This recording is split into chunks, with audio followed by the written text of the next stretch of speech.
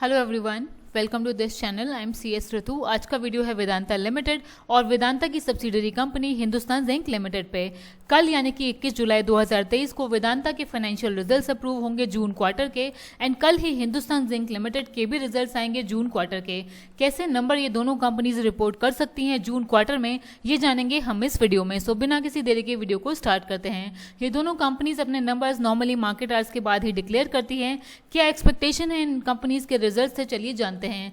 Last quarter की performance अगर हम देखें, लास्ट क्वार्टर में यानी कि मार्च क्वार्टर में वेदांता लिमिटेड ने रेवेन्यू रिपोर्ट किया था 37,930 करोड़ का, एंड नेट प्रॉफिट कंपनी ने रिपोर्ट किया था 3132 करोड़ का, और ईपीएस आया था 5.06 रुपीज। वेदांता के नंबर्स को लास्ट ईयर मार्च से अगर हम कंपेयर करें तो रेवेन्यू में भी डिक्लाइन कंपनी ने रिपोर्ट किया था, एंड प्रॉफिट 50% से भी ज्यादा का डिक्लाइन दिखा रहा था, और ईपीएस में भी डिक्लाइन कंपनी ने रिपोर्ट किया था। बट दिसंबर क्वार्टर से कंपनी का रेवेन्यू इंक्रीज हुआ था, एंड प्रॉफिटेबिलिटी में भी स्लाइट इंक्रीज कंपनी ने रिपोर्ट किया था। इस बार की एक्सपेक्टेशन है जून क्वार्टर के नंबर्स कैसे रह सकते हैं। जून क्वार्टर में ब्लूमबर्ग के हिसाब से एक्सपेक्टेशन है कि कंपनी का रेवेन्यू 30% तक गिर सकता है।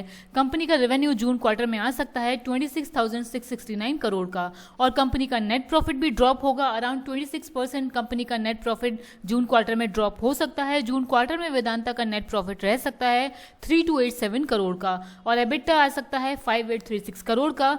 मार्जिन रह सकते हैं 21.9% वर्सेस 26.7%। लास्ट ईयर जून की कंपनी की परफॉर्मेंस अगर हम देखें, कंपनी का रेवेन्यू लास्ट ईयर जून में 38,622 करोड़ था, नेट प्रॉफिट था 5593 करोड़ का। इसके हिसाब से इस बार प्रॉफिटेबिलिटी भी डिक्लाइन होगी एंड रेवेन्यू भी कंपनी का डिक्लाइन होगा।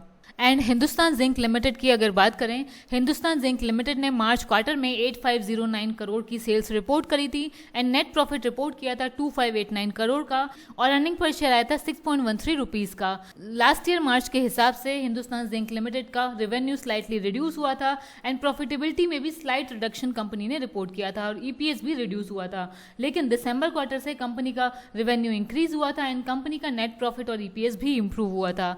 इस बार हिंदुस्तान जिंक लिमिटेड के रिजल्ट से ज्यादा खराब रहने की एक्सपेक्टेशन है एनालिस्ट की। ब्लूमबर्ग के एस्टीमेट के हिसाब से हिंदुस्तान जिंक लिमिटेड का रेवेन्यू 22% तक गिर सकता है। हिंदुस्तान जिंक लिमिटेड का रेवेन्यू जून क्वार्टर में 7243 करोड़ आ सकता है, एंड नेट प्रॉफिट अराउंड 37% तक गिर सकता है। हिंदुस्तान जिंक लिमिटेड का 1943 करोड़ हिंदुस्तान जिंक लिमिटेड का जून क्वार्टर का नेट प्रॉफिट रह सकता है। एबिटा के लिए एस्टीमेट है कि एबिटा 37.5% ड्रॉप होगा, एबिटा आ सकता है 3212 करोड़ का, और मार्जिन रह सकते हैं 44% वर्सेस 57%। लास्ट ईयर जून क्वार्टर की हिंदुस्तान जिंक लिमिटेड की परफॉर्मेंस अगर हम देखें, रेवेन्यू अराउंड 9387 करोड़ का कंपनी ने रिपोर्ट किया था, प्रॉफिटेबिलिटी अराउंड 3000 करोड़ की कंपनी ने रिपोर्ट करी थी, और 7 का ईपीएस रिपोर्ट किया था।